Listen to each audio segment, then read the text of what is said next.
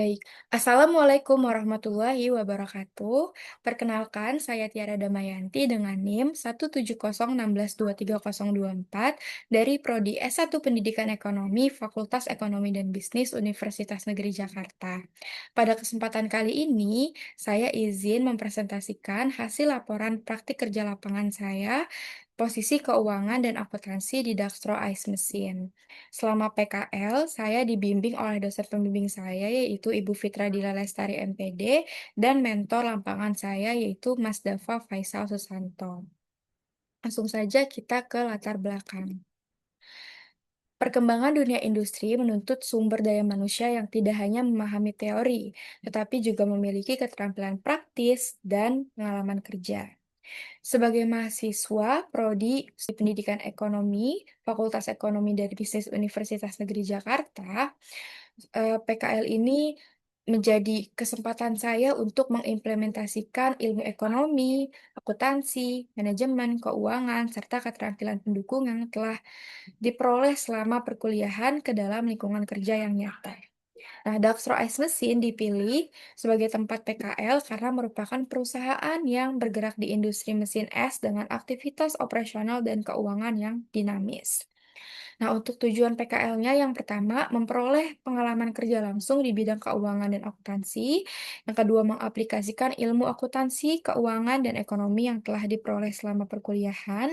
Kemudian memahami prosedur kerja, pelaporan, dan pengelolaan keuangan perusahaan. Kemudian mengembangkan sikap profesional, disiplin, tanggung jawab, dan kemampuan kerja sama tim. Nah, untuk manfaat PKL bagi mahasiswa yaitu memperoleh pengalaman kerja nyata di bidang keuangan, kemudian mengembangkan keterampilan praktis, dan melatih kemampuan berpikir kritis, analisis, dan bertanggung jawab, serta mempertajam kemampuan beradaptasi dan berkolaborasi. Untuk universitas, manfaat PKL ini adalah untuk mempererat hubungan kerja antara prodi dengan Daxter Ice Machine, kemudian memperoleh gambaran faktual mengenai kebutuhan kompetensi tenaga kerja, kemudian meningkatkan reputasi Universitas Negeri Jakarta, dan untuk perusahaan, manfaat PKL ini adalah untuk memperoleh bantuan tenaga kerja dari mahasiswa PKL, kemudian menjalin hubungan kerjasama yang saling menguntungkan antara perusahaan dengan universitas, dan pertama itu dengan melakukan observasi ya, dengan mengamati secara langsung bagaimana mentor saya bekerja di divisi keuangan ini, bagaimana workflow-nya, dan selanjutnya adalah partisipasi, yaitu eh, partisipasi saya langsung di bidang keuangan tersebut dengan mengerjakan job test yang telah yang diberikan oleh mentor, dan evaluasi, yaitu dengan monthly report tiap bulannya. Jadi saya sebagai internship mempresentasikan apa sih yang sudah saya kerjakan selama 1 bulan penuh di perusahaan itu. Kemudian profil Daxtro Ice Machine. Jadi Daxtro Ice Machine ini merupakan perusahaan internasional yang bergerak di bidang riset dan pengembangan, manufaktur, serta integrasi rekayasa mesin es industri dan sistem refrigerasi. Nah, perusahaan ini merupakan anak perusahaan dari Mesa Group dan berdiri sebagai perusahaan ice making system pertama di Indonesia yang menyediakan solusi industri pabrik es secara menyeluruh dari hulu hingga hilir. Nah, kemudian perkembangan dasar mesin ini dimulai dari tahun 1986, yang dimana dimulai dari sebuah pabrik yang dinamakan dengan Es Bumi Lancar, kemudian dilanjutkan tahun 2014 dengan memasuki industri es modern, kemudian dilanjutkan dengan 2017 dengan pendirian pertama kantor Daxtor yang ada di Surabaya, kemudian 2019 membentukkan divisi after sales sebagai yang melayani layanan purna jual ya, setelah penjualan. Kemudian tahun 2021 dimulai dengan pendirian kantor Jakarta yang di mana tempat saya magang saat ini. Kemudian tahun 2022 itu Daxtro ini berkolaborasi dengan proyek pemerintahan. Kemudian 2023 ini ada research and development ya untuk mesin dengan integritas yang tinggi, dengan desain yang terintegritas. Kemudian tahun 2024 pendirian kantor di Makassar, dan di tahun 2025 puncaknya adalah rechanging atau perubahan nama yang tadinya PND Ice Machine menjadi Daxtro Ice Machine. Nah, untuk visinya sendiri, Daxtro Ice Machine ini adalah menjadi merek global yang terpercaya, efisien, dan andal untuk solusi mesin es industri. Kemudian misinya memberikan solusi mesin es industri berkualitas tinggi, menyediakan layanan penjual yang responsif dan profesional, kemudian menghadirkan teknisi lokal yang tersertifikasi, kemudian mendorong inovasi secara berkelanjutan, dan terakhir membangun kepercayaan jangka panjang melalui pengalaman dan komitmen yang nyata pada seluruh pelanggannya. Nah, untuk bentuk dan jenis usahanya, jadi Dextro Essence ini merupakan anak perusahaan dari Maesa Group yang dimana termasuk holding company ya, yang dimana mana Maesa ini punya beberapa, anak perusahaan, salah satunya adalah Daxtro, yang bisa kita lihat di, eee, slide ini. Kemudian Daxtro ini, terdiri dari 3 entitas. Yaitu PT Pandu Naradipta Danendra, kemudian ada PT Pandu Mahardika Perdana, dan ada PT Pastika Niskala Dananjaya. Nah, untuk model bisnisnya Daxtro ini, B2B dan B2C. Jadi bisnis to bisnis, jadi, Daxtro ini menjual ke industri-industri lain, perusahaan-perusahaan lain yang membutuhkan mesin es, kemudian kepada, konsumen atau perseorangan yang mungkin ingin membangun usaha pabrik es gitu. Nah, untuk Daxtro sendiri ini punya nilai perusahaan atau core value-nya yang kita kenal sebagai GRIT, yang di mana G-nya itu adalah goal, tujuan jelas, terukur, dan berdampak. R itu adalah responsible atau tanggung jawab, kemudian E itu adalah excellence, upaya terbaik, hasil membanggakan, terus A itu adalah aktif atau agile, bahasa Inggrisnya itu adalah siap, berubah, siap tumbuh, dan T itu adalah tumbuh, tumbuh di segala keadaan. Itu adalah, nilai dari Maesa Group ini yang biasanya kita selalu implementasikan dalam perusahaan. Kemudian untuk struktur organisasinya, Daxtro ini dipimpin oleh CEO yang dibantu oleh CEO tim, membawahi 3 divisi, yaitu divisi sales, after sales, dan, COO. Nah, CEO ini membawahi 3 divisi lagi, yaitu divisi after sales, finance head, dan people manager. Yang masing-masing divisi itu membawahi, masing-masing, eee bawahannya seperti kalau head sales itu membawahi, branch manager ya yang ada di Jakarta, Surabaya, dan Makassar dan dibantu oleh sales konsultan untuk, melancarkan, penjualan di berbagai cabangnya. Kemudian kalau marketing manager dia yang memasarkan, membawa nama Daxtro di media sosial ya. Dia membawahi customer relationship, designer, dan video editor. Kemudian untuk head after sales ini membawahi, supervisor after sales dan teknisi yang dibantu oleh teknisi yang tersebar di 3 kantor Daxtro, dan finance head tempat saya, magang atau divisi saya itu ada purchasing dan accounting, dan terakhir people manager yang ada recruitment dan people operation.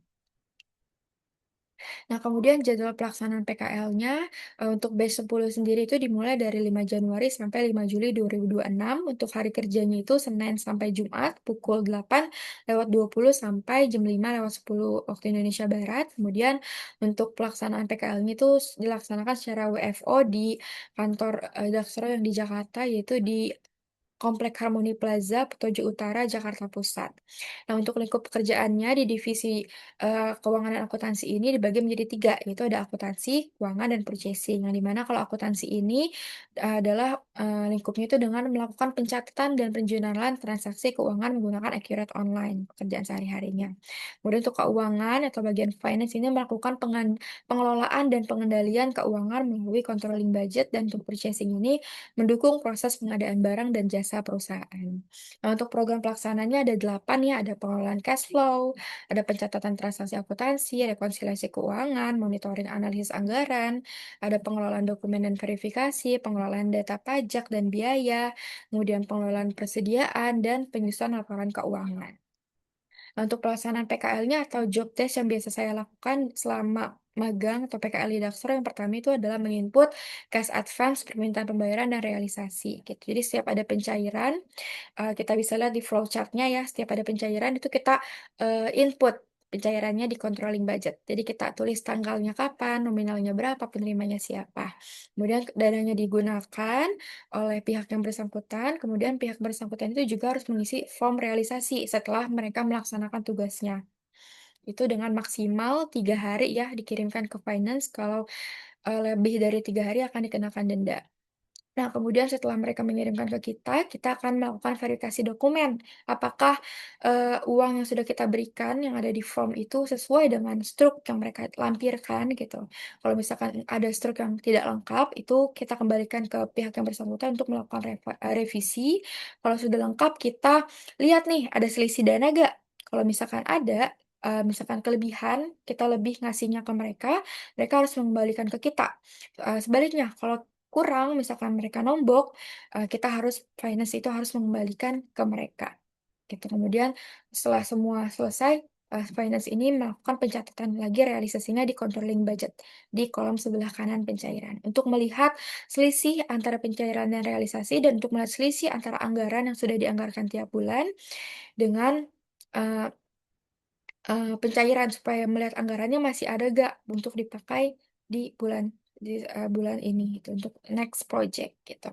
Nah, kemudian, karena, di divisi di Daktro ini ada 5 ya, otomatis kita membuat 5 controlling budget. Jadi pihak manajemen ini mungkin akan, kesulitan karena di beda spreadsheet ya, datanya juga sangat rinci, sangat kompleks.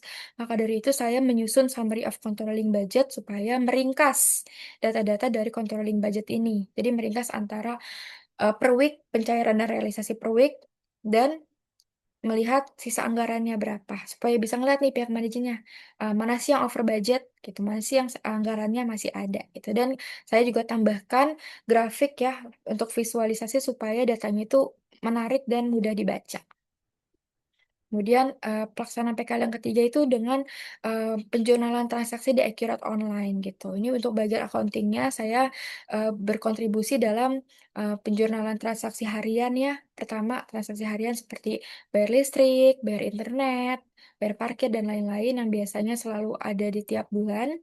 Kemudian ada pengakuan pembelian, ini adalah kondisional kalau ketika ada pembelian aja baru dicatat, baru diakui di faktur pembelian, kemudian ada pengakuan penjualan, ketika ada penjualan aja juga kondisional ya, kita catat di faktur penjualan, dan terakhir pengakuan HPP yang dibarengi oleh pengakuan penjualan gitu, untuk melihat laba kotor perusahaan. Kemudian keempat, pelaksanaan PKL ada rekonsiliasi kas dan bank yang saya laksanakan selama, di akhir bulan, 1 bulan sekali di akhir bulan ya, untuk mencocokkan antara data, transaksi di rekening koran di bank dengan, eee, pencatatan yang ada di Accurate Online oleh perusahaan. Jadi untuk mencari selisih, mana sih yang belum dicatat di Accurate gitu. Dan kemudian yang kelima itu rekonsiliasi PPN keluaran. Nah, kalau ini untuk mencek nih, sama mencocokkan antara data yang ada di Accurate dan dengan data yang ada di Cortex perusahaan. Untuk melihat mana sih, pajak yang belum dilaporkan atau belum dibayar gitu, belum di-input di Cortex dan belum di Accurate, gitu. Kemudian yang keenam ada stock of name dan pelaporan stok freon yang dilaksanakan selama 1 bulan sekali dengan berkoordinasi dengan divisi after sales, yang di mana, finance ini saya sebagai intern, berkontribusi langsung dengan ke gudang Daxtro di kantor Jakarta lantai 1 ya, untuk ngecek antara stok yang fisik yang ada di gudang dengan stok yang ada di sistem. Apakah ada selisih? Kalau ada selisih mungkin tuh karena apakah ada yang penjualan atau apakah ada yang hilang atau terselip, gitu. Dan ketujuh ada rekap pajak impor ya, seperti PIB, PPh 22, PPN, dan NTPN. Ini untuk memudahkan perusahaan nanti kalau ingin, melaporkan pajak tahunan. Kemudian ke-8 rekap biaya customer, HPP, dan laba kotor. Dan ke-9 ada analisis data klasifikasi penjualan produk mesin es, yang di mana untuk melihat tren penjualan gitu, untuk melihat mana sih produk yang paling laku terjual. Dan yang terakhir itu adalah penyusunan laporan keuangan bulanan, secara manual di spreadsheet. Karena untuk Mahardika dan Radipta menggunakan Accurate Online, jadi laporan keuangannya sudah otomatis terbuat, sedangkan untuk Pastika Niskala dan Jaya masih melakukan pencatatan secara manual di spreadsheet. Nah, kemudian analisis pekerjaan itu adalah analisis pekerjaan dari pekerjaan utama yang saya kerjakan secara setiap harinya. Pertama itu adalah analisis pengendalian anggaran melalui controlling budget. Jadi, seperti yang sudah dijelaskan sebelumnya ya, 5 divisi ini mengumpulkan anggaran ke finance, kemudian finance olah menjadi controlling budget, kemudian, oleh finance lihat nih dikendalikan gitu. dimonitoring, mana sih anggaran yang sisanya berapa, gitu, mana yang over budget, gitu. Nah, ini sesuai dengan, yang sudah, sudah kita pelajari di mata kuliah pengantar manajemen dan bisnis, khususnya pada, fungsi manajemen ya, yaitu planning dan controlling. Jadi, planning dan controlling ini perlu ya di perusahaan supaya, kita bisa memonitor keuangan perusahaan supaya enggak terlalu over budget gitu dan masih tetap efektif dan efisien dalam pengendaliannya. Kemudian anggaran juga sebagai alat pengendalian kinerja gitu. Nah, kekurangannya apa sih dari, controlling budget ini? Koordinasi antar divisinya masih jadi kendala gitu. Kadang ada divisi yang telat dalam realisasi gitu. Nah, untuk peningkatannya mungkin bisa dengan SOP yang lebih jelas gitu, SOP terkait pengajuan dana dan sistem yang lebih terintegrasi. Kemudian analisis yang kedua terkait profitabilitas berdasarkan perhitungan HPP ya. Jadi mereka biaya per customer sebagai beban dibayar di muka, lalu jurnal penyusuan ke akun HPP saat melakukan pendapatan gitu. Karena kan setiap ada transaksi yang berkaitan sama HPP, kita sebagai finance mencatatnya sebagai beban dibayar di muka terlebih dahulu. Nanti setelah ada penjualan baru kita akui sebagai HPP dengan memindahkan ke masing-masing HPP. Apakah HPP mesin, apakah HPP impor, atau apakah HPP pengiriman. Nah, ini juga, sebagai apa ya, sesuai sama prinsip matching cost revenue yang dipelajari di mata kuliah pengantar akuntansi, yang di mana, kita harus, mengakui pendapatan dan beban pada saat periodenya, gitu.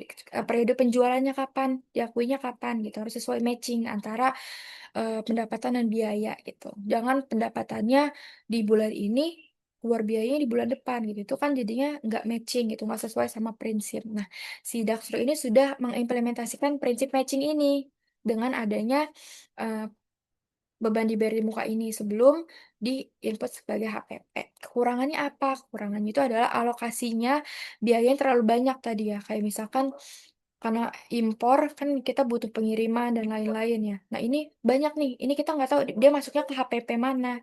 Kita harus ada alokasi yang jelas, terus juga kursnya cukup kompleks karena pada saat kita pembelian, kursnya segini, tapi ketika kita jual kursnya segini gitu. Itu kan juga bikin berpengaruh kepada laba yang kita dapati, gitu. Untuk peningkatannya perlu standarisasi dan rutin membuat laporan supaya kita dapat mengecek gitu laba dari setiap penjualan tersebut. Kemudian analisisnya, yang ketiga itu adalah analisis sistem akuntansi manual versus accurate online. Seperti yang saya bilang ya, di Daxor ini ada yang masih pakai manual dan ada yang sudah pakai accurate.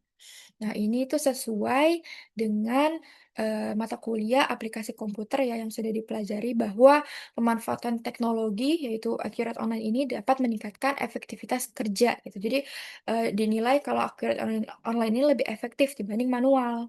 Karena kan prosesnya lebih cepat ya. Kalau manual kita bikin laporan keuangannya manual, tapi kalau pakai accurate, ketika kita input transaksi, laporan keuangan itu langsung terbuat otomatis gitu. Untuk kekurangannya, tadi sistem manual itu lebih rawan selisih ya, karena pasti ada human error yang di mana, eee, manusia itu ada salahnya gitu. Makanya itu perlu integrasi sistem pada seluruh entitas dan standarisasi proses input. Dan analisis yang terakhir itu terkait pengendalian internal melalui rekonsiliasi keuangan. Ini tadi ya dengan mencocokkan rekening koran dengan pencatatan yang ada di Accurate, dengan penelusuran selisih via bukti pendukung dan koordinasi dengan mentor atau divisi terkait. Nah, ini sesuai dengan mata kuliah pengantar akuntansi ya, bahwa kas ini sebagai aset yang sangat liquid gitu, yang dimana membutuhkan pencatatan yang lebih teliti, lebih akurat, dan pengecekan kembali gitu. Supaya apa? Supaya laporan keuangan yang disajikan itu sesuai dengan kondisi yang sebenarnya, dengan uang yang ada di rekening koran itu. Nah, untuk kekurangannya mungkin karena, perusahaan ini keuangannya kompleks gitu ya, kompleks transaksinya kompleks dan beda waktu pencatatan, makanya perlu komunikasi antar divisi nih. Misalkan contohnya ada transaksi yang belum dicatat nih di Accurate, tapi sudah di rekening koran. Kita kan sebagai finance harus koordinasi dengan pihak yang bersangkutan ya, kayak mana buktinya, kemana gitu. Ada invoice-nya kah, struknya, ada rinciannya Kak.